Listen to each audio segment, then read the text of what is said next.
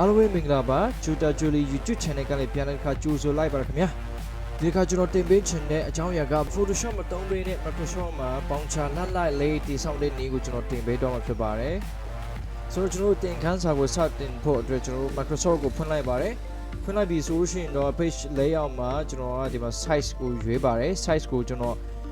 A5 A4 မဟုတ်ဘဲနဲ့ A5 နဲ့ကျွန်တော်ဆွဲပါတယ် custom margin ကိုတွားပြီးမှtop မှာလည်း0 left မှာရော0 bottom မှာရော0 right မှာရော0ထားလိုက်ပါတယ် portrait အတိုင်းပဲထားပါမယ်ပြီးရင် okay ကိုနှိပ်ပါတယ်ကို no ကိုနှိပ်လိုက်ပါကဲပြီး solution တော့ဒီလိုလေးရလာပါတယ်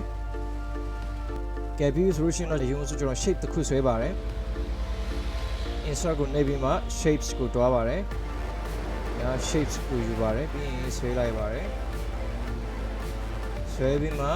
တွေ့ရ height ကိုကြောတော့ကျွန်တော်ကဘယ်လောက်ထားမလဲဆိုရင် height ကိုကြောတော့ဘယ်လက်မှတ်ထားပါတယ်ပြီးတော့ solution တော့ဒီ shape လေးကို cursor တစ်ချက်နှိပ်ပါတယ် shape outline ကိုကျွန်တော်က color ထုတ်ပါတယ်ဟုတ်ပြီ solution ကျွန်တော်က shape fill color ကိုပြောင်းချင်တယ်ဆိုရင် shape ကိုတစ်ချက်နှိပ်ပြီးမှဒီမှာ shape fill color ကိုတစ်ချက်နှိပ်မယ်ဒီ solution တော့ကျွန်တော်အယောင်တွင်းချင်တဲ့အယောင်ပေါ့နော်တွင်းချင်တဲ့အယောင်ကိုနှိပ်ပါတယ်ဒါမှမဟုတ်ဘဲနဲ့ကျွန်တော်တို့ gradient နော် gradient အယောင်တွေလည်းကျွန်တော်တို့တွင်းလို့ရမှာဖြစ်ပါတယ်ဟုတ်ပြီနော်အယောင်တောင်းလေးပဲကျွန်တော်ထည့်လိုက်ပါတယ်ဒီ shape ထဲမှာစာရေးမှာမို့လို့ဒီ shape ကို right click ခောက်ရတယ်ပြီးပြီဆိုရှင်တော့ add text ဆိုတာရှိတယ်အဲ့ဒီ add text ကိုနှိပ်ပါcursor လေးဒီအလယ်မှာပြင်းနေတာကျွန်တော်တို့တွင်းနေရမှာဖြစ်ပါတယ်ဆိုတော့အဲ့ဒီ cursor ကိုကျွန်တော်ကဒီဘက်left မှာထားတယ် font size ကိုကျွန်တော်က18ထားလိုက်တယ်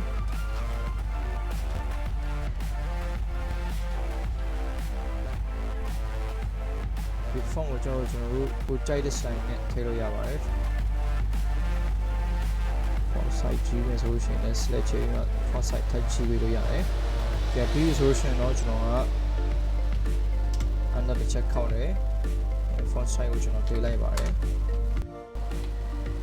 ဖုန်းနံပါတ်ကိုနောက်ထားမယ်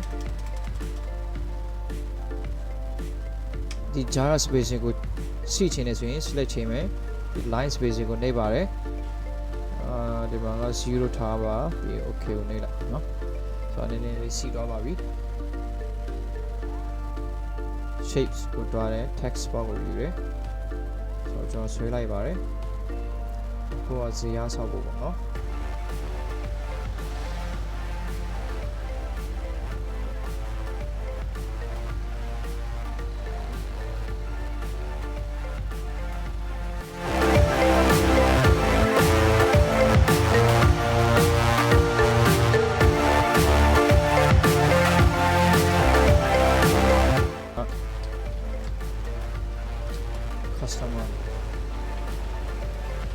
customer name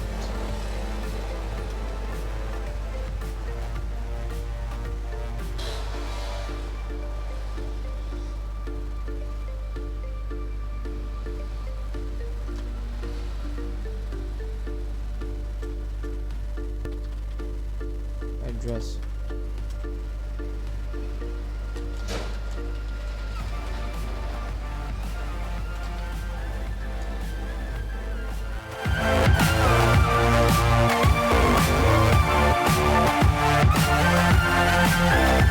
table ကိုဆွဲပါတယ် column ကခုလုံးနဲ့ပြီး row ကကျတော့ကိုကြိုက်တဲ့ကိုတက်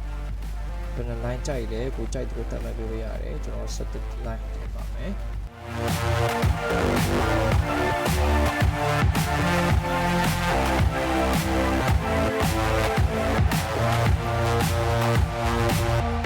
ဒီဆိုရင် layout သွားပါတယ်ဒီမှာ height ဆိုတာရှိတယ်အဲ့ဒီ height ကိုကျွန်တော်ချိန်လိုက်ပါတယ်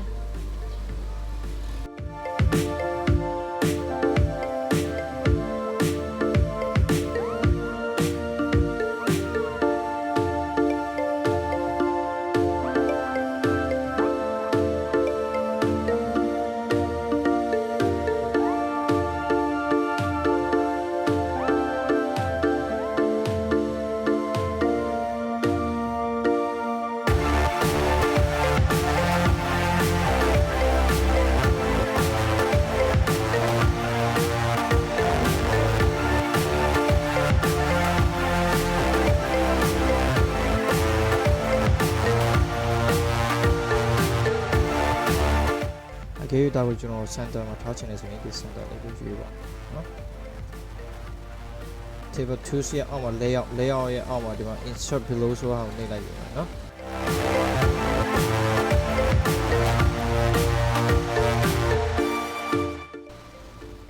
ဆိုတော့ကျွန်တော်ဒါလေးကိုအောက်ဆွဲချလိုက်ပါတယ်ပြီးဆိုရင်ဒီအောက်မှာ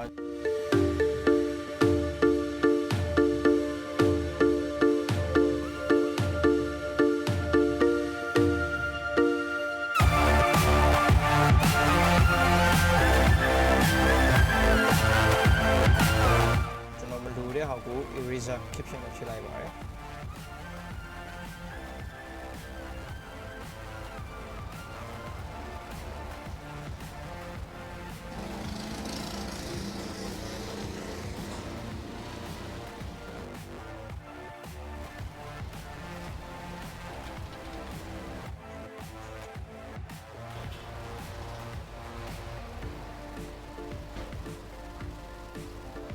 board တင်ပါတယ်ပြီးရင်ကျွန်တော် right ကိုနှိပ်ပါတယ်ကဲဆိုတော့ကျွန်တော်တို့ဒီမှာနေရာရှိတယ်နောက်တစ်ခွက်လောက်ထည့်ချင်တယ်ဆိုရင်ခုနတိုင်းပဲပေါ့နော်ကာဆာကိုကျွန်တော်နောက်ဆုံးအခွက်မှာထားပြီးမှဒီမှာ below insert below ဆိုတာကိုနှိပ်လိုက်ပါတယ်ပြီးရှင်ဒီမှာတစ်ခွက်ဖြည့်ပေးတာဖြစ်သွားပါတယ်ဆိုတော့73ပေါ့နော်ပြီးပြီဆိုလို့ရှင်တော့ကဲဒီမှာကျွန်တော်တို့စာတွေပါညာရေးချင်တယ်ဆိုရင်လည်းရပါတယ်စာလေးရေးချင်တယ်ဆိုရင် insert ကိုတွားပြီးမှ shapes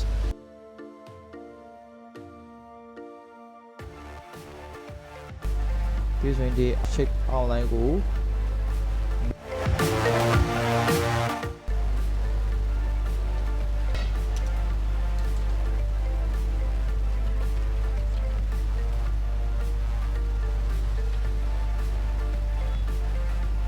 line လေးဆွဲချင်တယ်ဆိုရင် insert ကိုတွားမယ် shapes ကိုတွားမယ်ဒီမှာ line လေးရှိတယ်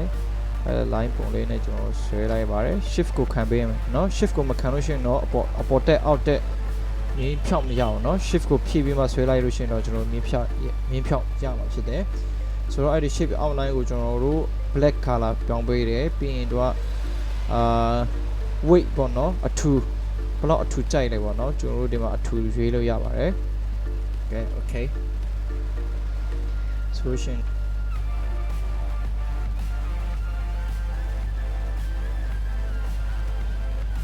ကဲ solution တော့ကျွန်တော်တို့